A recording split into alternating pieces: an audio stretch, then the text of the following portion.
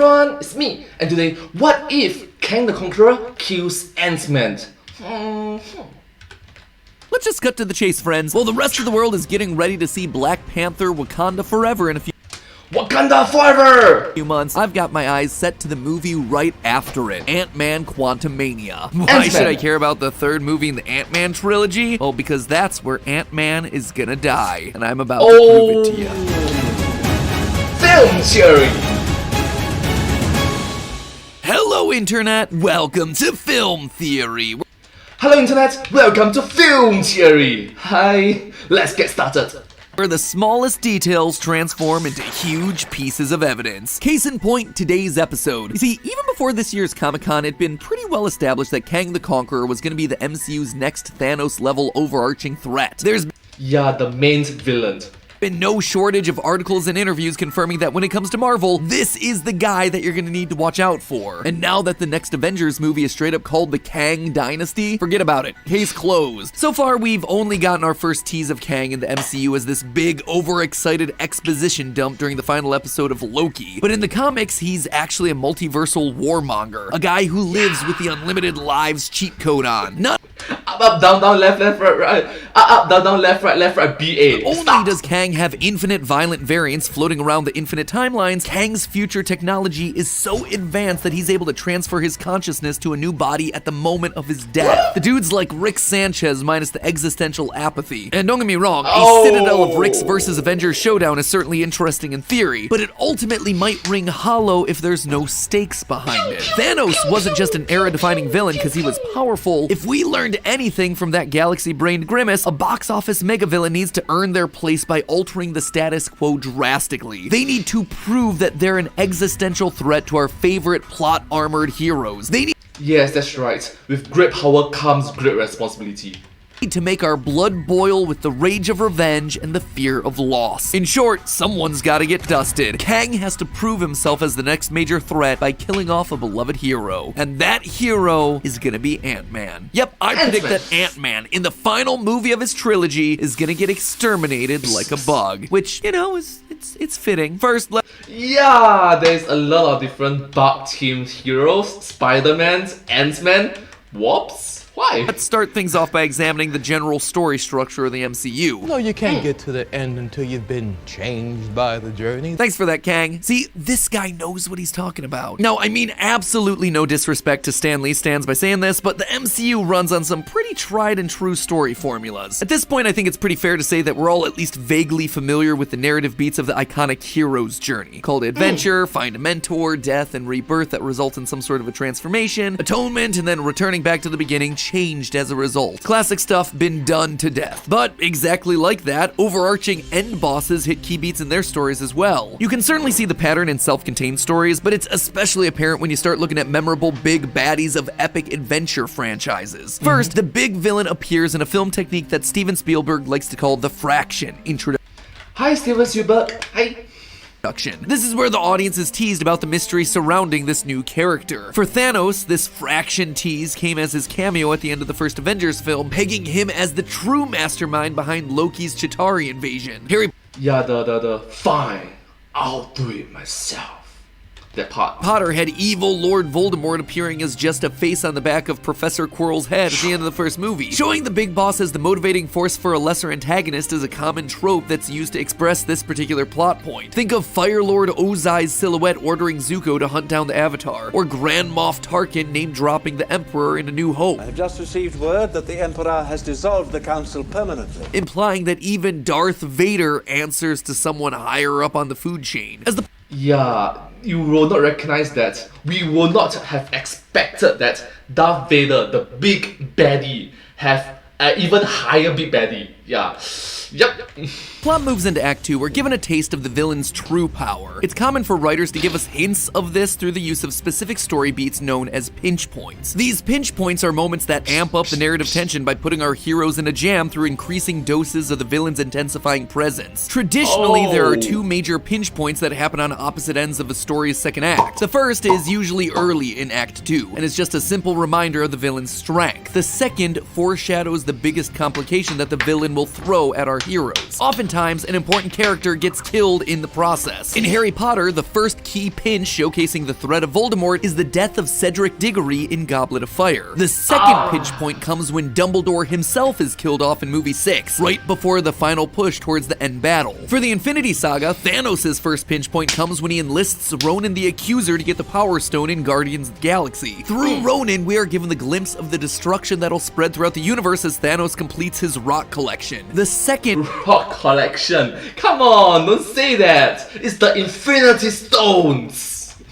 pinch point is at the start of Infinity War, when Thanos decimates the Asgardians, boxes the previously unbeatable Hulk into retirement, and drives home that even the slippery Loki can't escape his inevitability. Loki's death is the linchpin of the pinch point. Without it, the stakes wouldn't be high enough for the audience to care. In one scene, Thanos decimates what have otherwise been indestructible heroes, giving us Yes, he did. He just destroyed the classic plot armor. Bye-bye.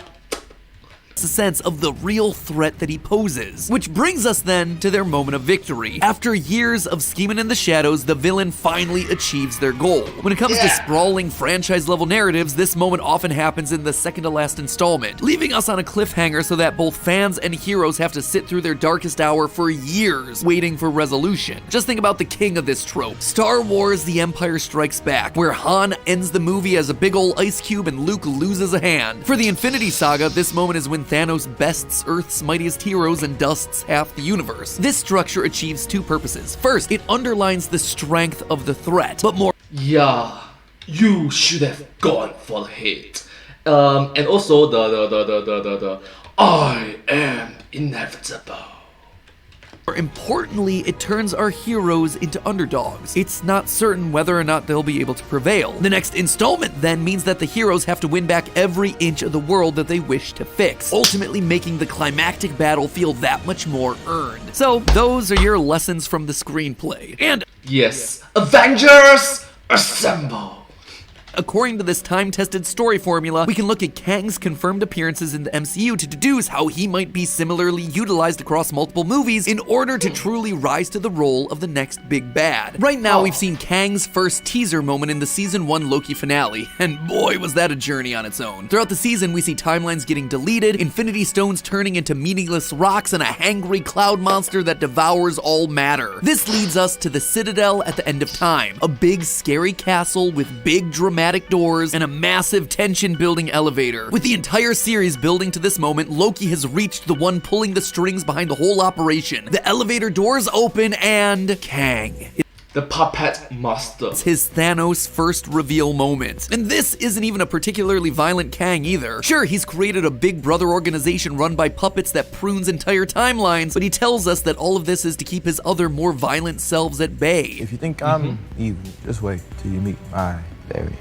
With just one timeline, there's just one Kang, and he warns that his death is gonna unleash a Pandora's box of crueler variants. So, of course, he dies, only to have everything start to unravel. Looking more broadly, right now the multiverse is in flux with movies like No Way Home and Multiverse of Madness. While Kang isn't connected to either of those events, yet, those movies are already priming us for Kang's impending multiversal war. We're starting to learn the rules and the dangers that accompany wild multiversal collisions, just like the Infinity Saga introduced us one by one to the powers and dangers of the individual stones via movies that were completely disconnected from Thanos. The Reality Stone in Thor 2, the Time Stone in Doctor Strange, the Tesseract in Avengers, the Power Stone in Guardians. That way, when everything comes together with Kang, all the rule setting and world building has already been done in previous movies. All of this means that, if we consult the handy-dandy story cheat sheet, the next time we'll be interacting with Kang will be the pinch points. And hey, The up, down, left, right, BA select start. wouldn't you know it, but we have two projects next year that have that pair of pinch points. One of these has to be Loki Season 2, due out in mid-2023. This one's obvious because at the end of Season 1 of Loki, we see giant Kang statues in the new layout of the rebooted TVA. Safe to Yeah, it was a cliffhanger. say that Kang is going to play a huge role in Loki's return, which means that there's going to be plenty of time to get those pinches in. But the other pinch point is going to come even sooner than that, with Quantumania's release in February of 2023, and that one is going to be the death pinch.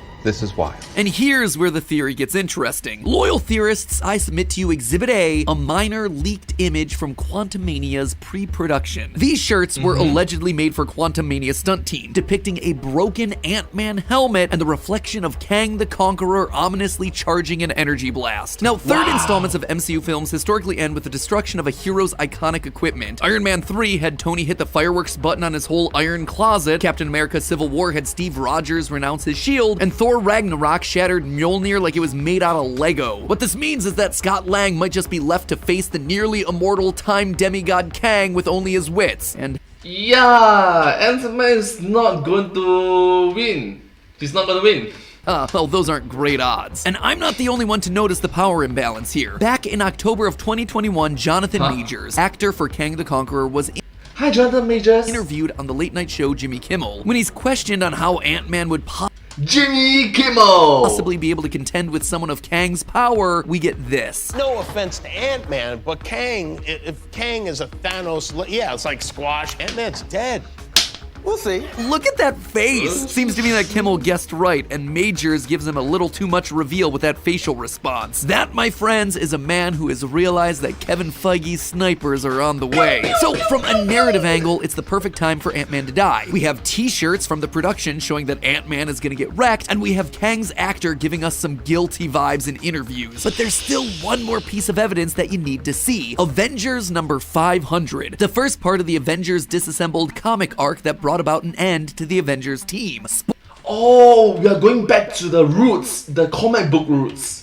Spoiler alert, in this issue, Ant-Man dies. Now, Sorry, admittedly, spoilers. it isn't at the hands Sorry. of Kang the Conqueror, but the ripple effects of his death end up playing an important role in both Kang's development and the evolution of the Avengers. You see, Scott Lang's death is very comic booky. He's killed when the zombie corpse of his best friend unexpectedly explodes. This all turns out to be the result of a grieving Scarlet Witch inadvertently tampering with the fabric of reality. But it's not the how of this comic that's important, it's the why. You see, Scott's death is incredibly important because it's the catalyst that sets in motion the formation of the Young Avengers. One of the key members is Scott's daughter, Cassie Lang, who is so moved by Scott's death that she takes up the Ant-Man legacy under the codename Stature and forms the team in order to avenge him. And Hi, Stature. Hi. hey, wouldn't you know it, but the Quantumania poster and footage from Comic-Con showed us that Cassie is gonna suit up just like her dad in the new movie. Doesn't hurt that the Cassie actress from Endgame also got recast with a bigger name too, without Oh,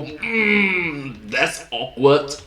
even telling said actress that she was being recast. Bad luck there, Marvel. Bad luck. Now, it's pretty clear that the Young Avengers are coming to the big screen. Nearly every Phase 4 property has introduced or will introduce a potential Young Avenger, many of whom are the founding members of the team in the comics. WandaVision gave us Billy and Tommy, aka Wiccan and Speed. Hawkeye gave us Kate Bishop. Loki opened the door for Kid Loki. Multiverse of Madness gave us America Chavez. And Falcon and the Winter Soldier gave us Patriot. Heck, I wouldn't be surprised if Hulkling pops up in She-Hulk or Secret Invasion. Then you also have to consider the potential applications of Ms. Marvel and Ironheart, who are coming, and teens, and prime candidates for the MCU's Young Avengers lineup. Clearly, the building blocks for this team are being assembled. Now, Yes, we must recognize that these individuals, these young Avengers, they grew up through puberty watching these super big heroes like saving the day when they are just a little kid. It's like, and now they have to take up the responsibility, take up the mantle of saving the world together with their superheroes.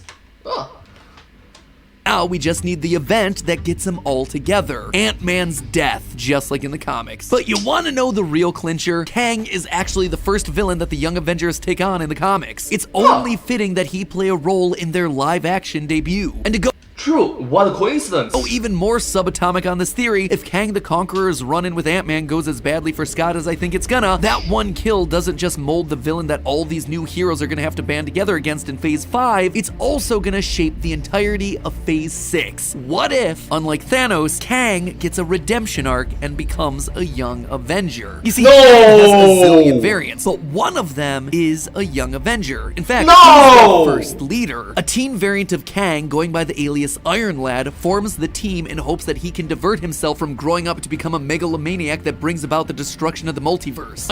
No way! I mean, this is the multiverse. It is possible, but the villains becoming the hero?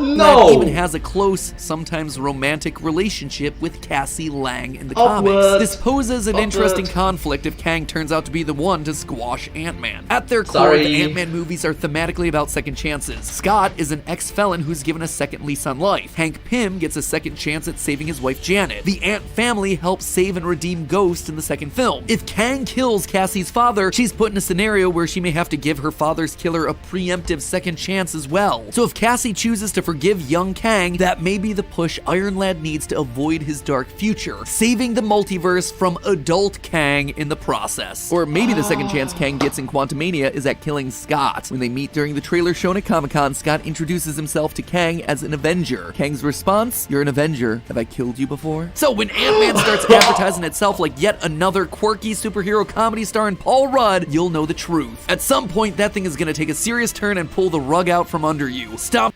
Literally put a rug under you, you know. Paul Rudd, get it? I'm sorry. the main man himself out of existence. Either that or, you know, Ant-Man shrinks himself and hops up Kang's butt. Hey, that's just a theory. A film theory. And cut. Wait, what? Did MatPat just put a Serious turn and pull the rug out from under you. Stop Did MatPat just put a butt joke there? the main man himself out of existence. Either that or, you know, Ant-Man shrinks himself and hops up Kang's butt. Hey, that's just a theory. A film theory. And cut. The way that MatPat scripted this video is awesome. But hey, literally but hey. But anyways, thank you so much for watching this video. This video has been very creative, very informative, and just kind of fun to watch. Very enjoyable and entertaining as well. Great job towards everyone who worked on this video. You guys did a wonderful job. Anyways, if you do like this video, please remember to like, share, and subscribe to my channel, and comment down below if you have anything to share with us. Down below. Don't forget to follow my channel. I hope to see you in my next video. But hey, that is just a theory. A film theory. And cut. Thank you.